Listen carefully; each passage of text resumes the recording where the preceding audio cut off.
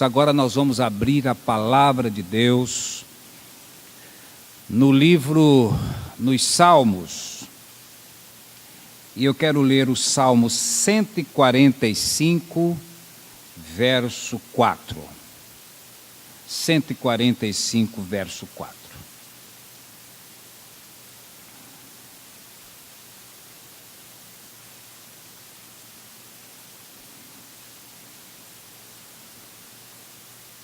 Uma geração contará à outra das tuas obras e anunciará os teus atos poderosos. Uma nação contará à outra as tuas obras e anunciará os teus atos poderosos. Vamos orar. Querido Senhor, Deus Todo-Poderoso, Criador dos céus e da terra, Pai de nosso Senhor Jesus Cristo, Senhor da glória, nós humildemente nos prostramos diante de Ti, reconhecendo a Tua soberania, a Tua majestade, o Teu poder na história, e na história do Teu povo, e na história desta igreja. Nesta noite, Senhor, nós Te pedimos que de uma maneira muito especial o Senhor esteja falando conosco, desafiando-nos como Teu povo, como Tua igreja. Nós Te pedimos que a Tua inerrante e poderosa palavra possa falar profundamente a cada um de nós. E que as palavras dos meus lábios e o meditar do meu coração sejam agradáveis em Tua presença, ó Senhor, rocha minha e Redentor meu. Amém. Amém. Meus queridos irmãos, quando nós lemos o livro de Esther,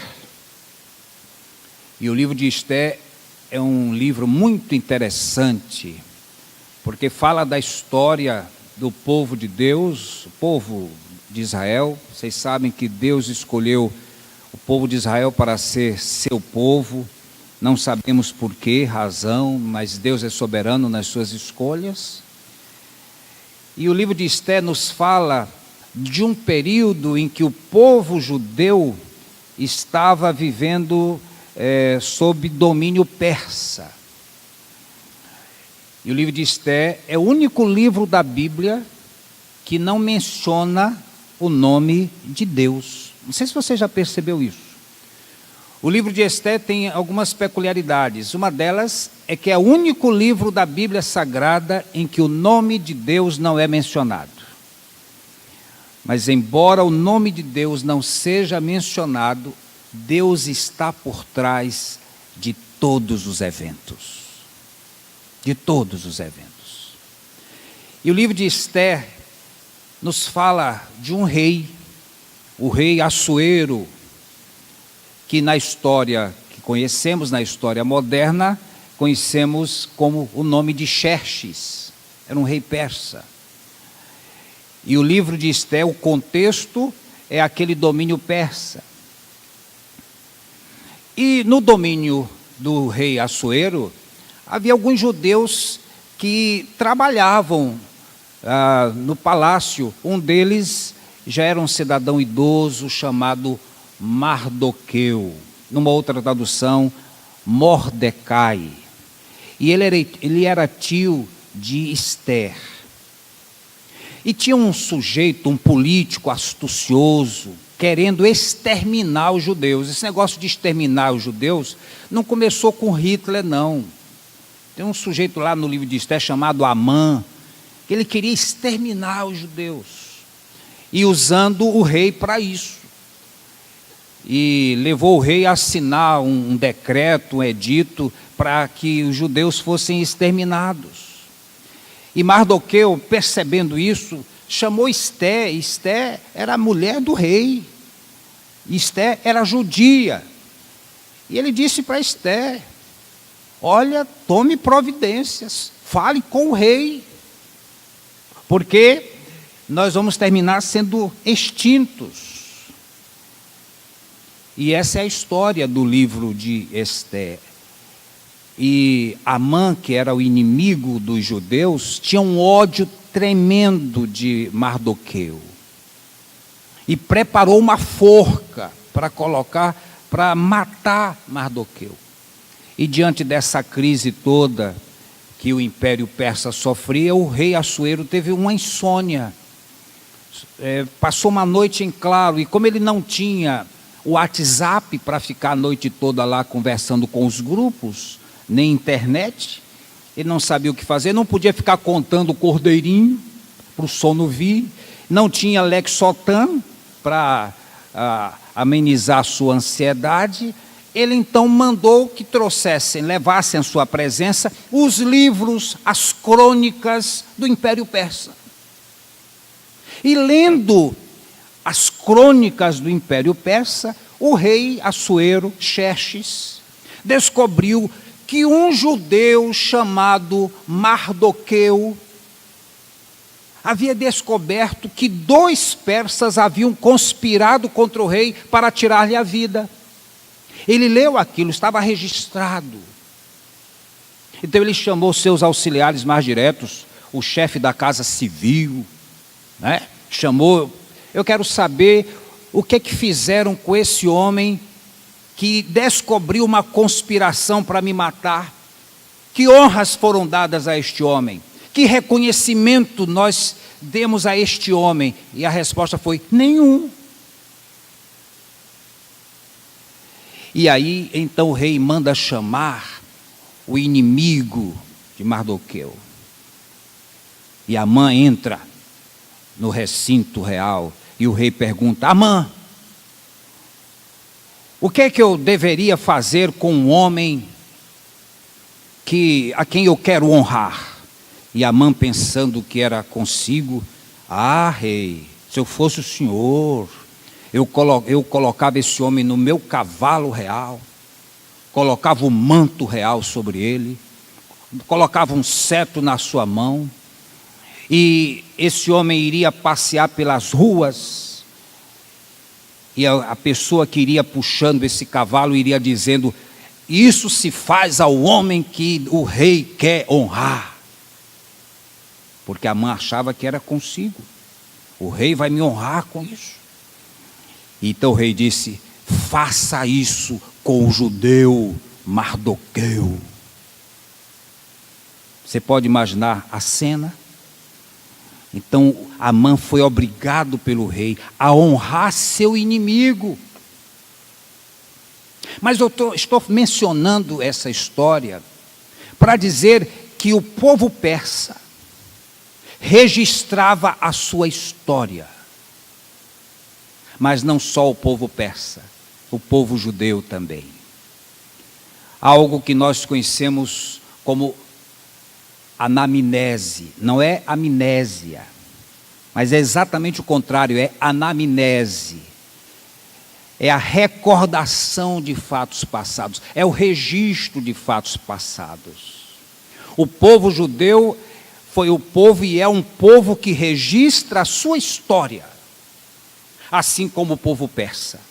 E porque Assuero leu a história do seu povo, descobriu aquilo que nunca tinham feito honra nenhuma a um homem a quem o rei deveria honrar. Mas ele só descobriu isso porque havia um registro. E quando eu leio a Bíblia Sagrada, eu percebo que no meio do povo, Deus quis que seu povo pudesse se lembrar dos atos poderosos do Senhor. E é por isso que eu leio no Salmo 145, verso 4, uma geração contará a outra as tuas obras e anunciará os teus atos poderosos. E quando eu leio, por exemplo, no livro de Êxodo, capítulo 12, verso 14, e este dia será um memorial. Vós o celebrareis como uma festa ao Senhor, como estatuto perpétuo através de todas as gerações. No livro de Juízes eu vejo Gideão se queixando do Senhor. Ele diz assim: ó Senhor, onde estão as suas maravilhas que os nossos pais nos contaram, dizendo: não foi o Senhor que nos tirou da terra do Egito? O povo judeu vivia a anamnese, recordação da sua história, do seu passado. Porque povo sem passado é povo sem futuro. Nós somos o que fomos. Eu leio no livro de Atos dos Apóstolos, no capítulo 13, versículo 36, esta expressão.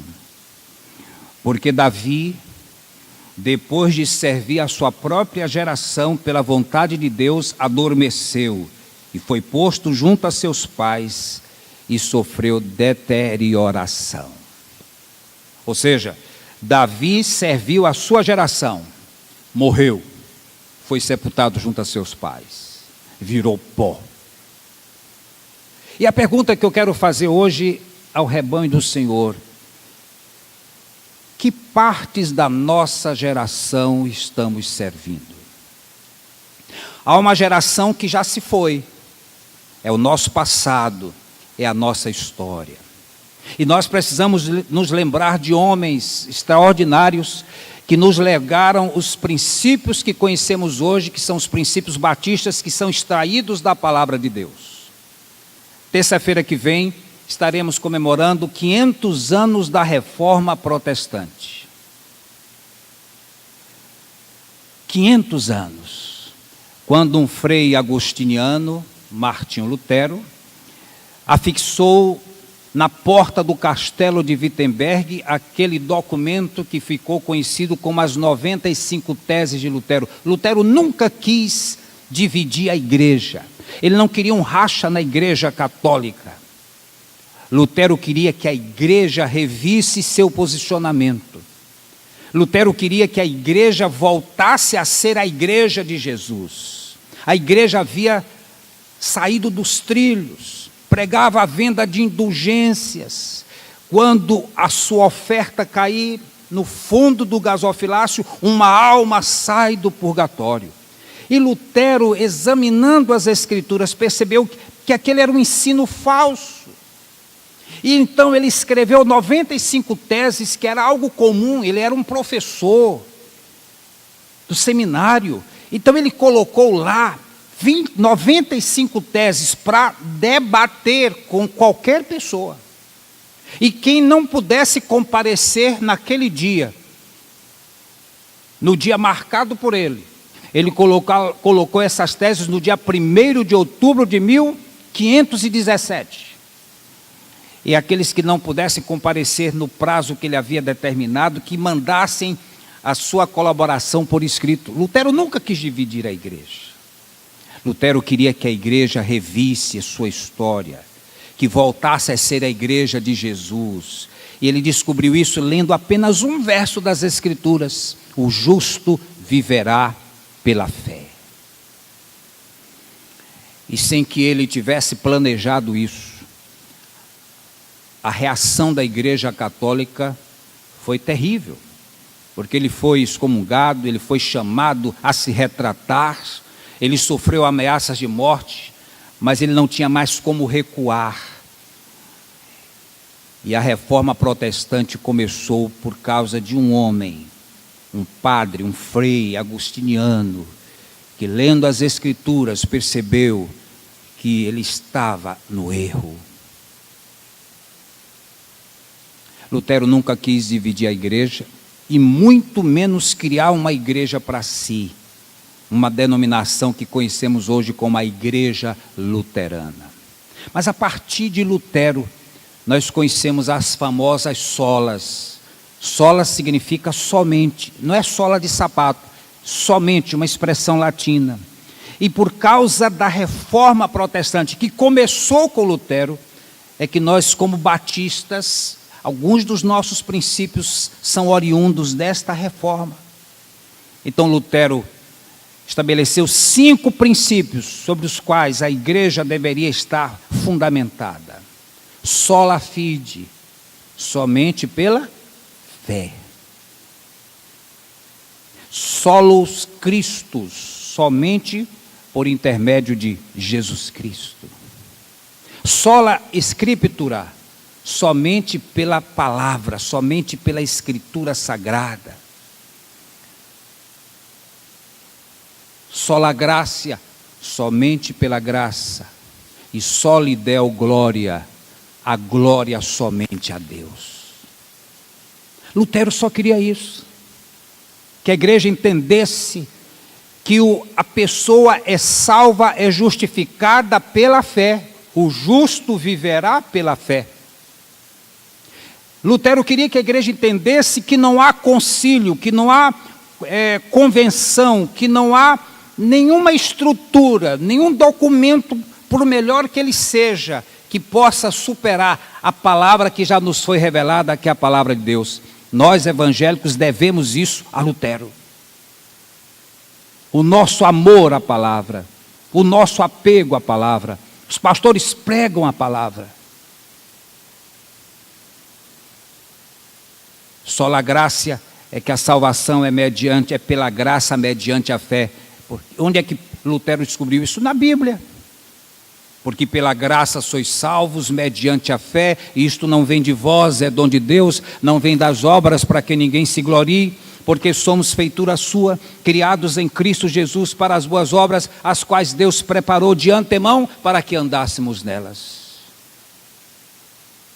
E Lutero nos ensinou que na igreja a glória é somente a Deus, não é ao homem.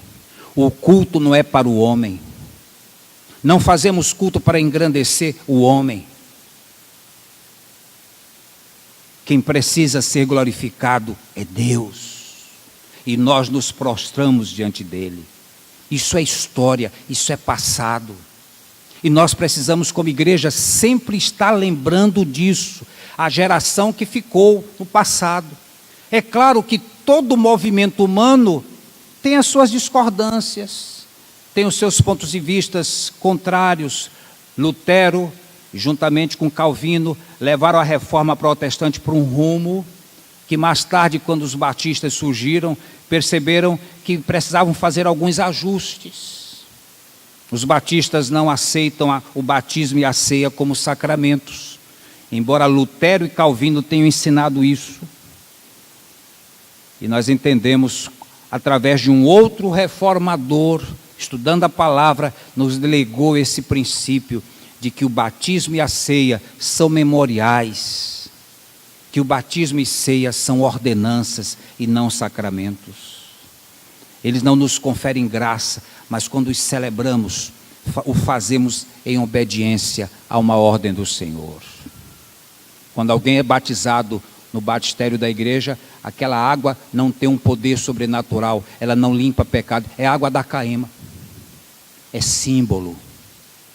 E quando participamos do pão, aquele pão é pão de uma padaria comum, e aquele vinho, nem vinho é suco de uva, porque os batistas não incentivam o uso de álcool. Mas é para que nós nos lembremos que aquele pão e que aquele vinho ou suco de uva lembram o sacrifício de Jesus, é em memória de Jesus. Nós devemos isso aos reformadores. Isso é passado. Uma geração se foi. Nós precisamos lembrar desses homens: John Smith, Thomas Hillwys, William Carey, Adoniran Judson, W.C. Taylor, Salomão Ginsburg, José dos Reis Pereira, João Filso Sorém. Tantos homens que nos legaram esses princípios, que nos ensinaram isso. Essa geração passou, essa geração morreu, como Davi. Davi serviu a sua geração e morreu. Daqui a alguns anos, nenhum de nós que está aqui hoje estará nesse templo.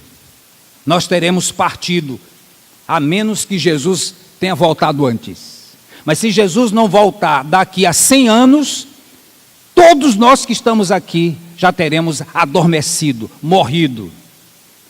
E o nosso corpo sofrerá deterioração como o de Davi. Mas aí, o que terá acontecido? Nós servimos a nossa geração? Qual é a geração que estamos servindo? Esses homens passaram, morreram, e nós estamos no presente. O que é que nós queremos como igreja de Jesus? E o que nós queremos deixar aos nossos filhos? Que legado aos nossos filhos? Meus irmãos, hoje pela manhã eu fiquei muito incomodado com uma coisa. E como as coisas de Deus são assim, ele começa a incomodar o nosso coração diante de tudo que eu estou ouvindo, lendo nos últimos dias, ideologia de gênero, pedofilia, vendo imagens de crianças na escola sendo obrigadas a fazer coisas que não queriam. Eu fico imaginando para onde irão os nossos filhos, os nossos netos. Hoje eu tenho um neto, em dezembro vou ganhar uma neta. Eu fico imaginando onde os meus netos vão estudar. Com esse ensino que está tentando invadir as nossas escolas. E de você dizer para o seu filho, a professora ensinar para o seu filho, você não é menino, você vai decidir se quiser ser menino quando você quiser. Se você quiser usar saia, usa. Meu Deus, o que é isso? E aí eu incomodado com isso. Hoje eu fiquei pensando, e por que a nossa igreja não começa uma escola confessional? Nós não temos um prédio lindo lá, 3 andares ainda para concluir, porque eu acompanhei essa obra. A fundação daquele prédio dá para construir o que você quiser para cima. As sapatas imensas. Eu fico imaginando essa igreja. Há um colégio batista aí, que fez 58 anos. Meus pais foram fundadores daquela escola. Eu estudei naquela escola. Minha mãe será homenageada no dia 11, que foi a primeira professora daquela escola. E os alunos de 1959 do Colégio Batista vão se reunir e querem que a professora deles esteja. Minha mãe, membro dessa igreja, com 92 anos. E eu estarei lá, vou pregar a palavra, vou levar a palavra ali. Aquela escola foi fruto da visão dos missionários norte-americanos, que resolveram ter uma escola em São Luís para alcançar os filhos da classe média e da classe alta, que não havia escola aqui. E aquela escola foi construída no João Paulo para alcançar o povo do Filipinho, que era só gente da grana. Filipinho não mora mais ninguém da grana. E o colégio perdeu a visão de sair de lá a tempo e começar algo nessa região. Eles perderam o foco. E o Colégio Batista já foi a melhor escola desta cidade. Não é mais, mas já foi. Eu estudei lá. Meus irmãos estudaram lá. Minhas filhas estudaram lá. Uma escola confessional. E isso hoje me incomodou pela manhã, não sei porquê. E quando eu estava lá à porta, passou uma senhora, que estava no culto hoje, uma norte-americana. E ela com um sotaque arrastado, Pastor Hamilton. No caso eu.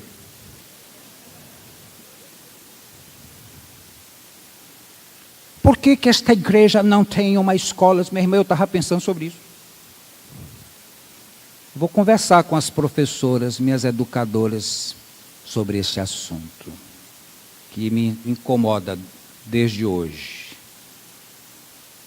Qual é o futuro? A que geração nós estamos servindo? Povo sem passado. É povo sem futuro. Nós somos o que fomos. Nós não podemos fugir dos princípios que aprendemos na palavra de Deus. Ensina a criança no caminho que deve andar. Quando envelhecer, não se desviará dele. Acredite nisso. Isso é verdadeiro. Isso é verdadeiro. Pai, mãe, membro dessa igreja, não transfira a educação dos seus filhos para a escola. A educação começa na sua casa. Seu filho vai ouvir as piores atrocidades na escola, mas aquilo que você ensinar em casa vai prevalecer. Imagine Moisés, um judeu, um hebreu, nascido num lar hebreu, e tendo que morar na casa do faraó, na casa de Potifar. Foi criado pela rainha. Como foi que Moisés não esqueceu os seus ensinamentos que a mãe deu para ele, e ele se tornou um egípcio? Ele morava na casa do rei, mas aquilo que ele aprendeu em casa com sua mãe Joquebede prevaleceu por resto da vida. Ele sabia quem era o Deus de Israel.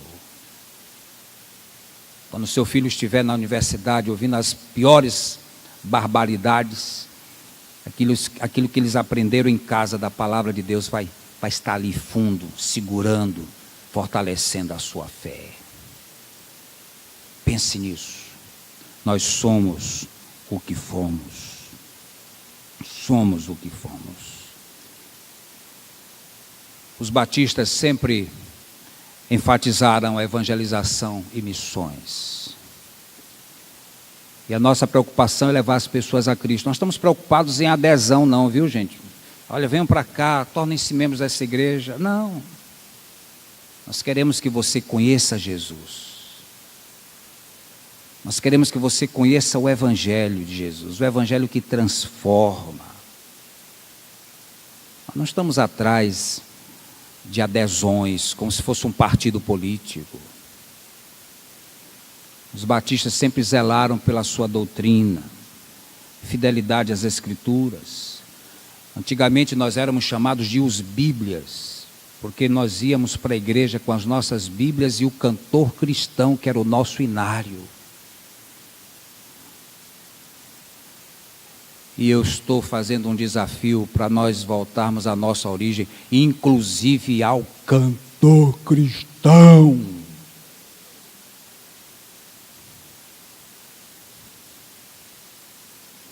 Os batistas de hoje precisam se reencontrar com o seu passado e fazer o melhor no seu presente, para que o nosso futuro seja brilhante. Que reflitamos sobre nossas origens e assumamos o compromisso que os nossos antepassados tiveram, da integridade espiritual, moral, doutrinária. Temos uma história a honrar. Não envergonhemos o nosso Deus, nem os nossos antepassados. Muitos deles morreram na prisão por esses ideais. Eu quero finalizar. Há um cineasta, ele é judeu inclusive, Steven Spielberg. Eu gosto da maioria dos filmes dele. Alguns eu não gostei, mas a maioria eu gosto. E um dos filmes que eu gostei de Spielberg é um filme, o título é Amistad, era o nome de um barco, de um navio, que chegou na África e levou aqueles africanos como escravos para a América. E então, chegando na América, eles foram tratados como mercadoria. E aqueles escravos estavam numa situação difícil, não falavam a língua e precisavam ser defendidos por um advogado. E para que eu não conte o filme todo, o fato é que eles contrataram, porque o assunto chegou à Suprema Corte, e eles contrataram para defendê-los um homem que já tinha sido presidente dos Estados Unidos, e o pai dele tinha sido um dos líderes do movimento de independência da América. E quando, às vésperas do julgamento, o advogado dos escravos foi conversar com o líder deles, e ele sabia que ia ser uma luta tremenda, era muito difícil vencer aquela causa. E o africano olhou para o seu advogado e disse: olha, lá na África, lá na minha aldeia, quando nós estávamos enfrentando um momento muito difícil, muito delicado, nós invocávamos os nossos antepassados. E procurávamos saber que numa situação semelhante, o que os inspirariam a prosseguir, ou a lutar, ou a vencer. Nós invocávamos os nossos antepassados. E quando chegou o julgamento, no dia seguinte, na Suprema Corte, o advogado fez uma brilhante defesa. E ali naquela sala de julgamento estavam os bustos daqueles que tinham sido os propugnadores da independência norte-americana. Lá estavam os bustos de James Madison, Alexander Hamilton, sou famoso, Hamilton, Benjamin Franklin, George Washington, John Adams, John Quincy Adams, que era o advogado deles. E ele percorreu aquela sala olhando para aqueles bustos. E quando terminou o julgamento, a vitória dos escravos, o escravo, o líder negro, foi perguntar para o seu advogado: que palavras o senhor usou para convencer a Suprema Corte? E ele disse: as suas. Eu invoquei os nossos antepassados, os que criaram a Declaração Universal da Independência dos Estados Unidos, que todo homem é livre diante de Deus, é livre para cultuar a Deus, ninguém é obrigado a fazer nada a não ser em virtude de lei, a Declaração Universal dos Direitos. Eu invoquei os nossos antepassados. Nesta noite, eu peço à Igreja Batista do Calhau que invoque os seus antepassados, que se lembre do que eles nos legaram, que nós ensinemos aos nossos filhos, e que nós possamos ensinar aos nossos filhos para que uma geração possa contar a outra geração os atos poderosos de Deus, o que Deus fez na nossa vida como pessoa e como igreja, como seu povo, porque nós somos o que fomos. Amém.